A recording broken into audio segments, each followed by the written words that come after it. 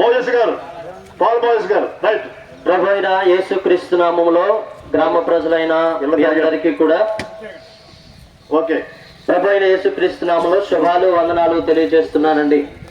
ఈ స్థలానికి మేము దేవుని యొక్క శుభవార్తను చేత పట్టుకుని వచ్చాము.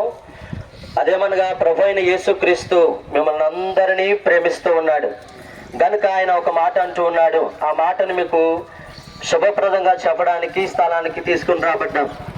ఆ మాట ఏంటంటే మత్తయి సువార్త 11వ అధ్యాయము 28వ వచనం ప్రకారము, ప్రయాసపడి భారం మోసుకొనుచున్న సమస్త జనులారా నా యొద్దకు రండి, నేను మీకు విశ్రాంతినిస్తాను అని ప్రభువు చెప్పిన మాటను మీకు శుభవార్తగా తెలియపరచుచున్నాము.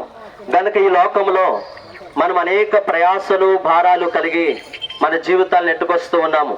అందులో వ్యాధులు, బాధలు, కష్టాలు, కన్నీళ్లు, ఎన్నో మరణ వేదనలు, ఎన్నో వీటిని భరించుకొని మనం మన ప్రయాణాలను నడిపించుకొనిచున్నాము, మన జీవితాలను నడిపించుకొనిచున్నాము. అయితే ఈ జీవితంలో ఆ ప్రయాస, ఆ భారము ఎందువలన వచ్చిందంటే ఆ కష్టము, కన్నీళ్లు, వేదన, ఏడుపు, దుఃఖము, మరణము మనకెందుకు కలిగిందంటే పాపము అనే దానిని మనం చేయటం వలన.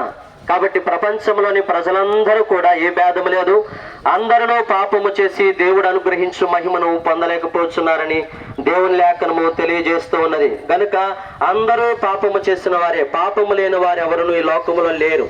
కాబట్టి ఆ పాపము చేయటం వలన దేవుని మహిమను పొందలేకపోతున్నాం. పాపం అనగా ఏంటి అనంటే దేవుని ఆజ్ఞలను ధిక్కరించడమే, దేవుని మాట వినకపోవటమే.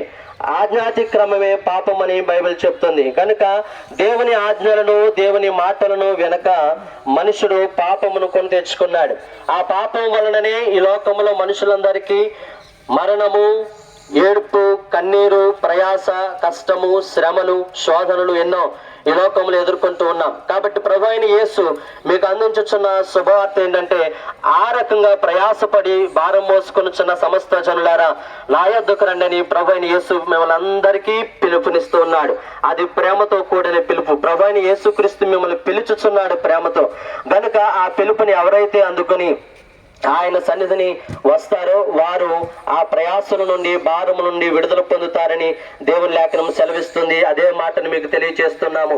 అలాగే ప్రభు అయిన యేసుక్రీస్తు మిమ్మల్ని అందరినీ ప్రేమించాడు గనుక ఆ పాప భారమంతటి నుండి, ఆ శ్రమ నుండి, భారము నుండి, ప్రయాస నుండి మిమ్మల్ని విడుదల చేయడానికి ఆయన ఈ లోకానికి శరీరధారిగా వచ్చి అనేక శ్రమలను పొంది క్రీస్తు యేసు తన రక్తమును కలువరి శిలువలో చిందించి ప్రభు అయిన యేసుక్రీస్తు మరణము చెంది తిరిగి 3వ దినమున లేచి పునరుద్ధానుడై ఆరోహణమై పరలోకమునకి వెళ్ళిపోయాడు. అలాగే ఎవరైతే ఆయన యందు విశ్వాసం ఉంచుతారో, తమ హృదయంలోనికి చేర్చుకుంటారో వారందరినీ ఆ యేసుక్రీస్తు పాపము నుండి, ఆ శ్రమల నుండి, శోధన నుండి, కన్నీరు నుండి, వ్యాధి నుండి, బాధల నుండి దేవుడు తప్పిస్తాడు. అంతేకాదండి, మరణము తర్వాత జీవము, నిత్య జీవమును మీకు అనుగ్రహిస్తాడు.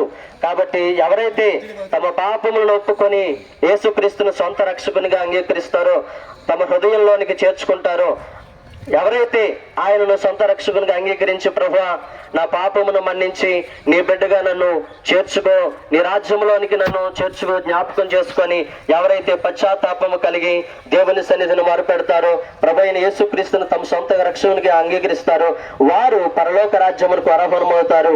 ఆ యొక్క పరలోక రాజ్యములో శాంతి, సమాధానము, నీతి, ఆనందము, సుఖ శాంతులు, సమాధానము ఉన్నది. ప్రభు అయిన యేసు అనుగ్రహించి నిత్య జీవం ఉన్నది. అందులో ఏ రోగమును, ఏ పాపమును, ఏ మరణమును లేదు. అంతయు కూడా నీతి, సమాధానము, ఆనందము, సంతోషము ఉన్నాయి.